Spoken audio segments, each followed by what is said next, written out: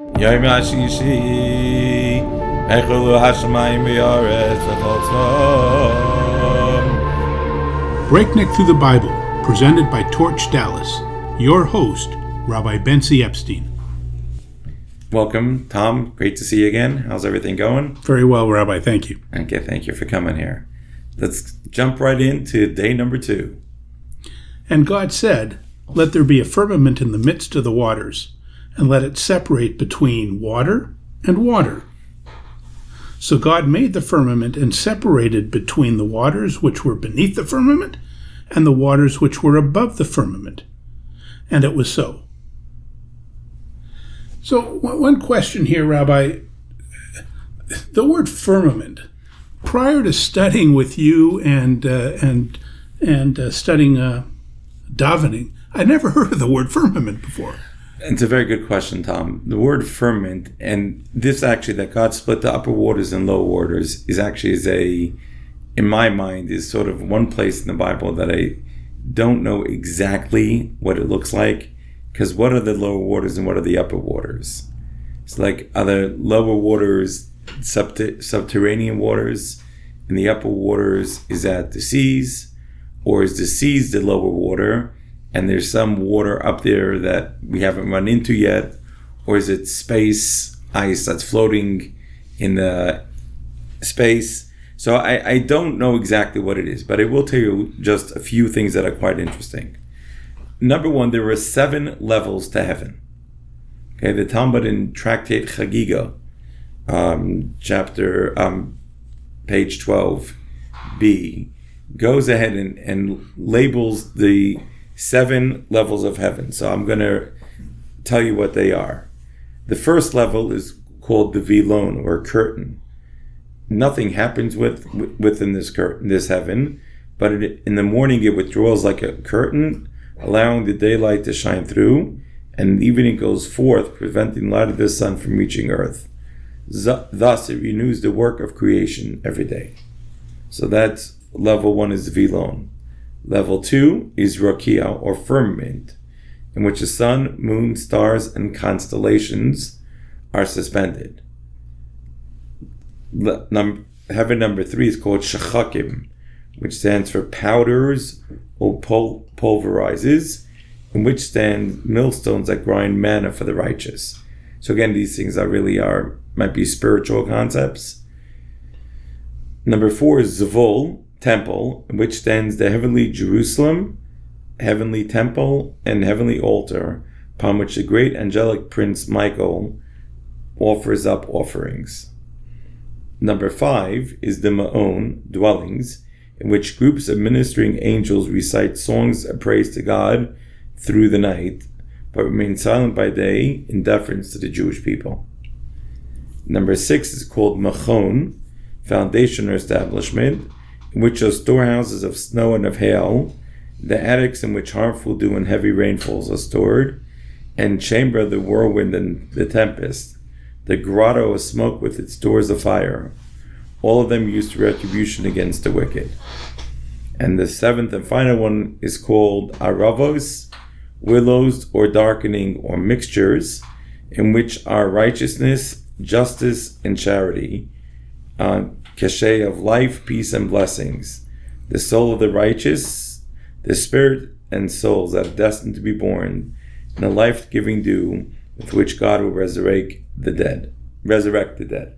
So those are the 7 heavens. I just read them again in orders: vilon, curtains; rakia, firmament; shachakim, powders or pulverizes; zvol is temple; ma'on is dwellings; machon is foundation or establishment; and aravos, willows or darkness or mixtures. So those are actually the 7 levels of heaven. So here, when the Torah goes ahead and Torah says a firmament, it's referring specifically to this level 2, heaven number 2. So would you say in your daily life you don't often use the word firmament? I don't. Okay. I just call it heaven.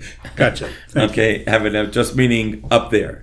Now, I will tell you, actually, just interesting thought. I actually have a student that has a bunch of patents for actually taking water out of the air. Right? That he's created a machine that almost like a dehumidifier, but this is to create water, and really you can bring water to almost anywhere in the planet because they're just taking the water out of the air. And what happens is that, like, I began to think that maybe the upper waters is what we call air, but we're busy walking around in, right? Because it's really full of water that we just don't see. Great. And so I thought that would be like a cool concept of the upper waters. So what's interesting is when God created the waters, the low waters are very unhappy because they wanted to be closer to God. So they wanted to come up and flood the world. And at which point in time, God told the waters, you stay below. Stay where you are, where I put you. And I'll make it that anytime the Jewish people bring offerings on their altar, it will always have salt. And that was where the concept of having salt on offerings, so all offerings in temples had salt. Because of that, I don't know if you noticed the custom, but whenever we eat bread, we dip it in salt. Make the blessing. When we make the blessing, we dip it in salt. So it comes from because our tables are considered miniature altars. They're considered miniature altars because the altar is there to serve God. When we eat, we're there to serve God. So what happens is that our tables, which are miniature altars, have salt. So we go ahead and we have salt, and anytime that we eat bread, we dip it in salt. Another reason, actually, once we're on the topic of bread and salt, very interesting. This I heard from Rabbi Becher. I don't remember if it was his own idea or he was quoting somebody else. But Rabbi Becher said that the reason that there was salt on the table, because salt is it's a compound, right? It's NaCl, right, which is sodium chloride. And what's interesting is sodium by itself is a powder, chloride by itself is a gas. And each one is poisonous on their own. So what happens is that the powder by itself would kill you, the gas by itself would kill you, but yet together they make salt, which is really what we need to live. Right? Human being needs, if we don't have salt, we're going to die. Right? We need water and salt. And so he said, but if you understand that the physical powder stands for physicality, and the gas stands for spirituality. What we're saying by dipping the bread in the salt is physicality by itself or spirituality by itself, both will kill you. If you eat them together, so then that creates a staff of life. Oh. And that's why we go dip it in salt. Alrighty, chapter 1, verse number 8, page 5 in your Stone Chumash. Go ahead, Tom, continue. God said to the firmament heaven, and there was evening and there was morning, a second day. Okay, now if you notice that on day 1, God saw that he said it was good. On day 3, he says it was good twice. Day 4, he says it was good. Day 5, he says it was good. Day 6, he says, and it was good. And actually, day 6, it says it was very good. But on day 2, it does not say it was good. So why does it not say, and it was good? He's saying it was so. It was so, right. But it doesn't say it was good. It doesn't say it was good. And the reason for that is because he didn't finish creating the waters till day 3. He didn't finish creating the waters until day 3. And so therefore, once he finished creating the waters on day 3, he says, and it was good. Then he talks about what came up on the earth, and he says, and it was good. So day 3 is going to have it was good twice. But day 2 doesn't have it because it wasn't complete. The creation was not complete. Another idea said, which is, I think, a very interesting idea, is that day 2 is where machlokas comes in, separation. And what's interesting, well, in day 1 he separated light and dark. It's also separation. Correct. But day 1 was separating between two things that were not alike. On day 2, it's water and water. It's the same thing. And it was divided into 2. And so therefore, since you had machlokas, since you had division is not good. So it does not say it was good on day 2. Wow. All right, let's move on to day number 3. Before we move on to day number 3, there's one point that I'm not sure that we mentioned last week. I want to kind of just underscore, share a thought. We talk about that we're covering the world now in 6 days, which is interesting, right? The world is 6 days. And we talked about last time that really God could have created the world in 14 billion years, which the Zohar says the world is. And it really just calls it 6 days, that these are sort of times. And what is interesting is that, so why does it say 6 days? So one way to look at it is if you take a balloon before you blow it up and you put 2 dots and half an inch from each other, how far will the dots be from each other? Half an inch before you blow it up. Once you blow it up, how far will the dots be from each other? Depends how much air you put in it. Depends how much air you put into it, right? But the more air, the further the dots are away. We are on the outside of the world, as the world is always expanding. And the universe is still expanding. I think as far as the scientists are concerned, there's a discussion among the scientists today whether it's slowing down, and therefore at some point at the top it will stop and start going back. So we'll go from a big bang to a big crunch, or whether the world will just continue expanding. And what happens is that as the world is expanding, so looking back, it looks to be 14 billion years old. But really, the world is 6 days old. Just like I said, how far apart are those 2 dots? The answer, you say, half an inch. You say, what are you talking about, half an inch? I see miles apart. And she says, yeah, because it's expanded. So till it's not expanded, it's 6 days.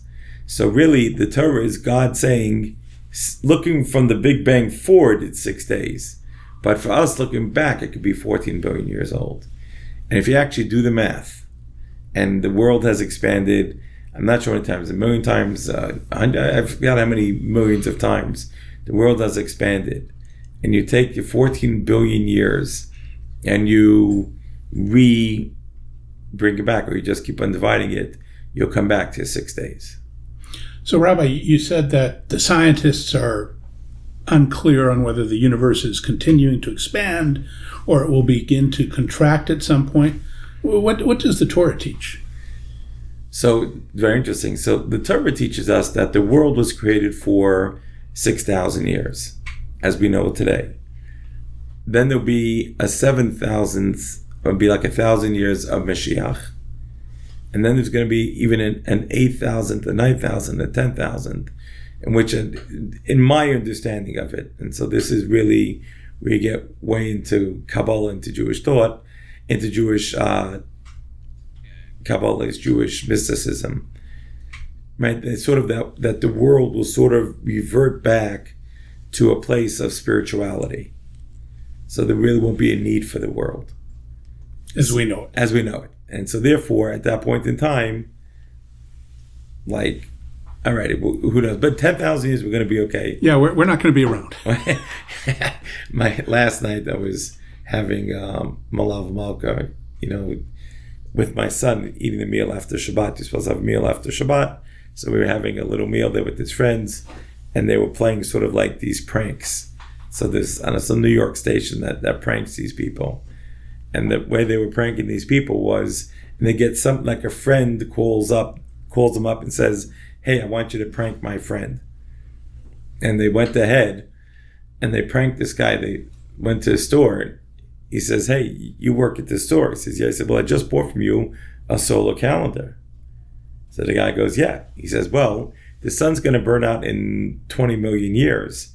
I want my money back. You sold me a faulty, and he says, I'm happy with my product. He says, but it's false advertisement because you say it will work forever. The sun's going to burn out. And so the guy was very flustered. Oh, you've been scammed on, So it's just kind of, yes. So don't worry about it. We're going to be okay. By the way, Tom, just wanted to let you know that what I was telling you about this idea of the days looking forward, looking back, is a scientist named Dr. Gerald Schroeder, who's written a few books. Interesting fellow. Just suggest you look up some of his works. Now, you mentioned you called him a doctor. He's also a rabbi, isn't he? he now is a scholar. I don't know if he's a rabbi, but he's certainly a scholar. And he actually grew up not religious. And what happened was, when he started to take a look at the Torah, he says, well, I got to make sure I get educated in what the Torah has to say before I could issue a judgment whether it's right or wrong. And so he's a scientist, so he began to do research.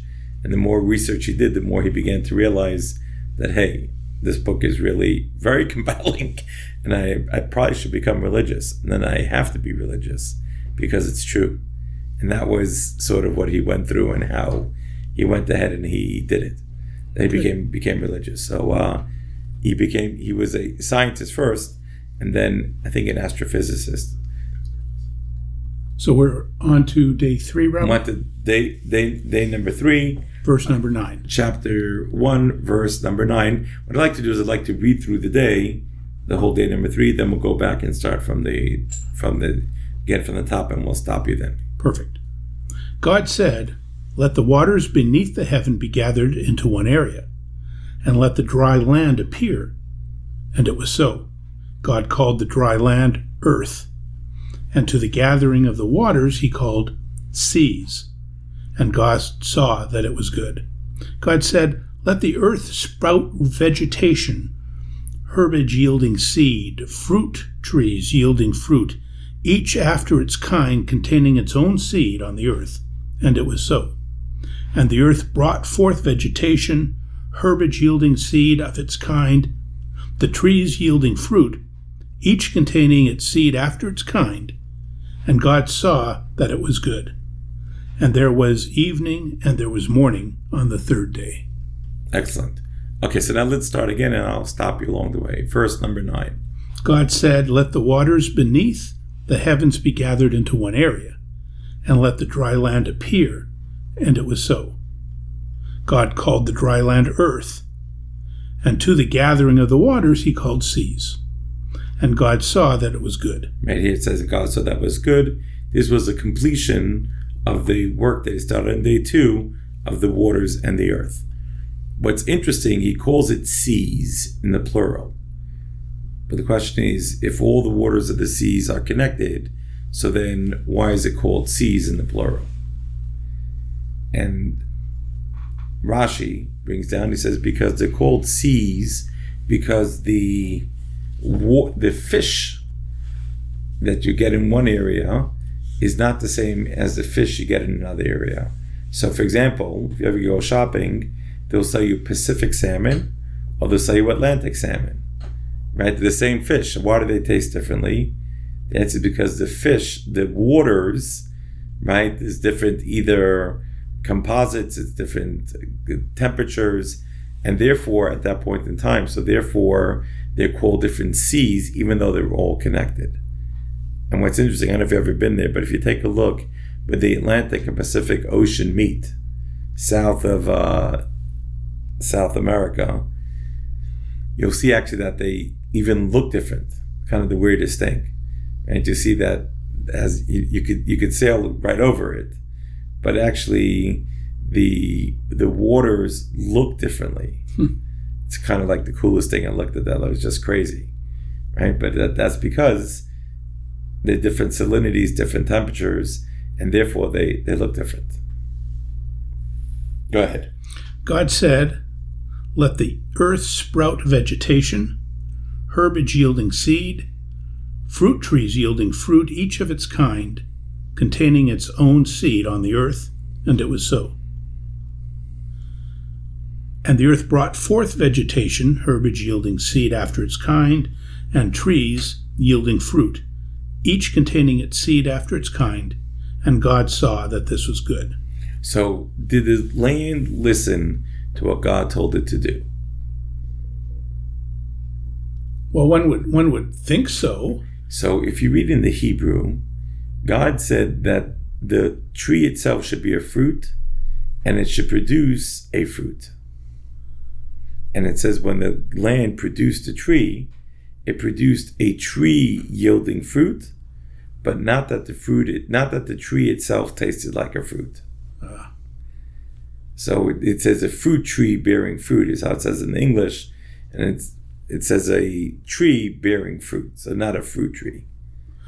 So one area, and perhaps, Rabbi, you want me to hold this question to day 6, but it's always given me pause for reflection that we learn that Adam brought forth the vegetation and the fruit with his prayer, with the rain, and yet this seems to contradict that God created on day 3 the fruits and the vegetables. I'm confused. Very good question. So I have 2 answers for that. Number 1 is that God did not, in the Garden of Eden, when God put Adam there was no trees.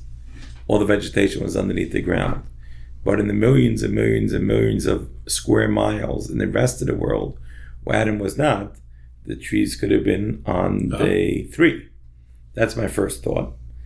The second thought is that even in the Garden of Eden, when did God put those trees in its place? Or if it was in the whole world, where did God put the trees? All over. Right, but when did he put the trees in? Well, he put them here on day 3. So on day 3, he created those trees and vegetation. He just didn't have them sprout up, but they were created on day 3. Okay, but now comes a more fundamental question, right? The earth didn't listen to God. It really means the angel over the earth, right? But how could an angel disobey God? Right? That's a bigger problem, right? Because I thought angels had to be perfect, or you would have thought. And yet here somehow the angels didn't listen to God.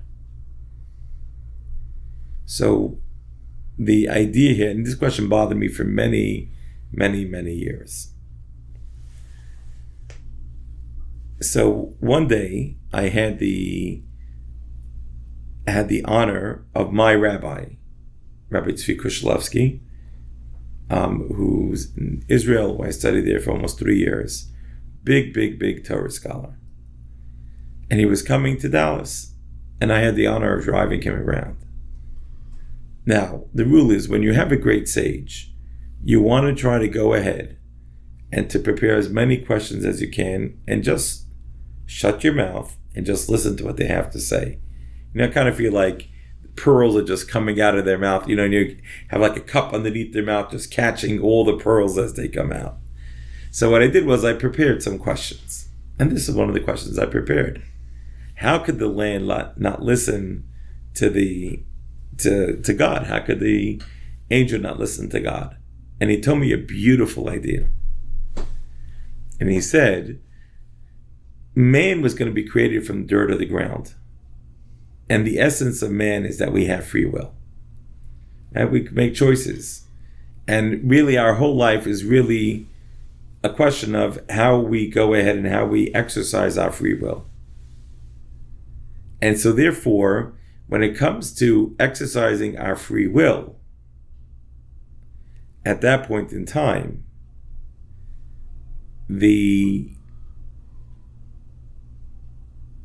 that's what makes us human. And if that's what makes us human, so now, since humans are created from the dirt, so now the dirt is the physical part of man. So the physical part of man also has to have a piece of free will.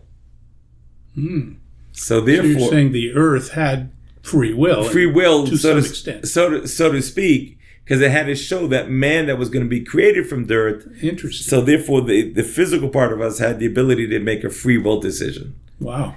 And I don't think he added the second part, but after I thought, so why specifically in the creation of trees?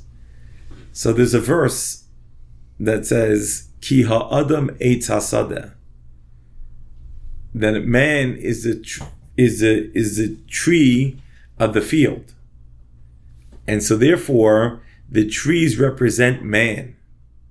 So that's why specifically in the creation of the tree is where the earth flex its muscle, so to speak, of free will, and didn't do exactly what God told it to do. You know, and like this idea of the trees are the fruit of the trees of the field. Actually, it's interesting. I was in Colorado this past summer, and gorgeous. I was in the Rocky Mountains, and you see all these trees standing like tall, all reaching towards God. It's almost like an army of trees just standing at attention in front of God, sharing God's glory to the world. And so I just thought that was just cute that a man is a tree of the field. But that's why specifically here is the place where the land chose to show that it had free will. The dirt that it had free will was in the creation of the tree. One other idea, Rabbi, that kind of, confused me a little bit is the repetition of each after its kind. That the fruit tree, each containing its seed after its kind. And I was thinking, how does that play into cross-pollination of fruits and trees? Very interesting. We will see, as things get more sophisticated, right? Because we're going to go from trees, we're going to go to fish, we're going to go to birds, we're going to go to land animals, we're going to go to humans, that God keeps on repeating this theme, each according to its own kind. That God created everything the way it is, and we're not allowed to cross, right? We can't cross trees, right? A tangerine, right? I think is a cross between an orange and I don't know what other fruit. Whatever, you take a look, you go, now it's interesting, Jews are not allowed to create these crosses. And what happens is that, but we're allowed to eat it, we just can't create it. And we'll see this whole thing of kalayim. There's a commandment of not wearing mixtures of wool and linen. And we have animals, right? They have to go ahead, they have to stick to their own kind. And so what happens is, as it goes along, humans have to stick to their own kind. We don't do bestiality, right? And so it goes ahead and it says that there are different, I don't want to call it levels, or different categories. And each category needs to stick into its own kind. And we'll see that theme will be again and again and again repeated. We'll find it many times throughout the Torah. It'll be interesting, Rabbi, when we get there, to engage a little bit in a conversation of multiple genders and cross correct activity once we get to that area. Yeah, that will be very interesting. Go ahead. Let's just finish day number 3. Let's see. And earth brought forth vegetation, herbage yielding seed after its kind, the trees yielding fruit, each containing its seed after its kind. And God saw that it was good, and there was evening and there was morning on the 3rd day. So again, right, and this wraps up day number 3. So day number 1 is light and dark, day and night. Day number 2 is water, upper waters, lower waters. Day number 3 is now waters being gathered together, earth sprouting, being brought forth dry land, and then all the coverage, right, on the land, right, herbs and trees. And that's day number 3. That's going to be important because we're going to see the order in which it's done, right? We're going from less sophisticated to more sophisticated. So we haven't gotten to angels yet. Angels were created already on day 2. Day 2, angels were created, right? And remember, we said that was why, right? The angels were created on day 2 because it comes to a point that on day 1, instead of saying Yom Rishon, the first day, it says Yom Echad, one day, right? Or the day of one. Why is it called the day of one? So he said it's called the day of one because at that point in time, there was only one being in the world, and that was God. And that angels don't come about until day number 2. Thank you. Okay, and again, we said this before, but we'll just go ahead and repeat it. but that there was 3 things that were created every day. Day number 1 was heaven, earth, and light. Day number 2 was firmament, right, which we talked about, your firmament. Gehenna, which is hell, and angels. Day number 3 is trees, plant life, and Garden of Eden, which is interesting to your question, right? Right, that was a connection. Day 4 is going to be sun, moon, and constellations. Day 5 is going to be birds, fish, and Leviathan. Day number 6 is going to be man, woman, and creeping creatures, domestic animals, wild beasts, and harmful spirits. Remember, we have 6 things that are created in day number 6, because on Shabbat there was no creation that was done. Great. Thank you, Rabbi. Okay, onward ho to day number 4. Thank you, Rabbi. We're picking up on verse 23. Go ahead. And there was evening and there was morning, a 5th day. Okay, so now we have finished days 1, 2, 3, 4, 5. And next episode we're going to be doing day number 6, which will be creation of animals and man. So let's just recap what we covered today. So on day 1, heavens, earth, and light. That actually was a couple weeks ago. But today was day 2, which is the firmament, Gehenna or hell, or purgatory, and angels. Day 3 was trees, plant life, and Garden of Eden. Day 4 was sun, moon, and constellations. Day 5 was birds, fish, and Leviathan. And then day number 6, remember, we're going to have 6 things that we're going to get created on day number 6. Stay tuned for the next episode of Breakneck Through the Bible. Thank you, Tom. Thanks, Rabbi. Tom, don't forget, it's all God, all the time.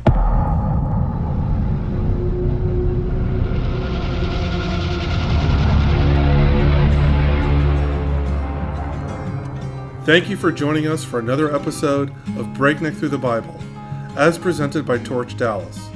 Please like and subscribe to this podcast. For additional Torch podcasts and past episodes, please visit us at www.torchweb.org and click on podcasts. You can also visit us at www.torchdallas.net. This show was hosted by Rabbi Epstein, co-host by Tom Levine. Additional voiceover by Stephen Fellows.